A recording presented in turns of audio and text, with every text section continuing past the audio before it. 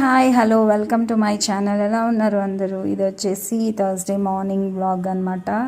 పూజ చేసుకున్నాను, ఇంకా బయటకు వెళ్ళాము, సరుకులు తెచ్చుకున్నాము. దివికి కొత్త బ్యాగ్ తెచ్చాము. దివి చూడండి ఎంత హ్యాపీగా ఫీల్ అయిపోతున్నాడో.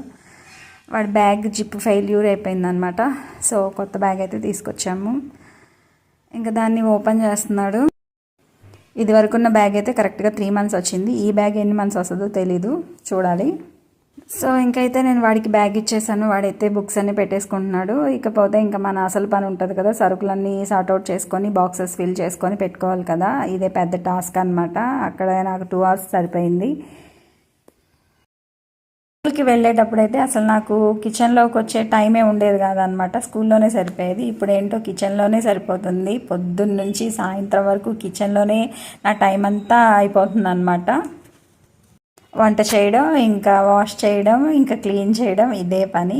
ఇంతకీ నా వీడియో మీకు నచ్చిందా? నచ్చితే లైక్ చేయండి, ఇంకా మన ఛానల్ని సబ్స్క్రైబ్ చేసుకోండి. నాకు ఏదైనా చెప్పాలంటే కామెంట్ చేయండి. నా వీడియో ఇంకా నచ్చింది అనుకోండి, షేర్ చేయండి. ఈ రోజుకైతే ఇవే కబుర్లు. నేనైతే ఫైనల్గా ఇలా నా కిచెన్ని ఆర్గనైజ్ చేసుకున్నాను అనమాట. ఉంటాను, bye bye. Hi hello welcome to my channel. ఎలా ఉన్నారు అందరూ? ఇది వచ్చేసి థర్స్డే మార్నింగ్ వ్లాగ్ అనమాట. పూజ చేసుకున్నాను, ఇంకా బయటకు వెళ్ళాము, సరుకులు తెచ్చుకున్నాము. దివికి కొత్త బ్యాగ్ తెచ్చాము. దివి చూడండి ఎంత హ్యాపీగా ఫీల్ అయిపోతున్నాడో. వాడి బ్యాగ్ జిప్ ఫెయిల్యూర్ అయిపోయిందనమాట. సో కొత్త బ్యాగ్ అయితే తీసుకొచ్చాము. ఇంకా దాన్ని ఓపెన్ చేస్తున్నాడు.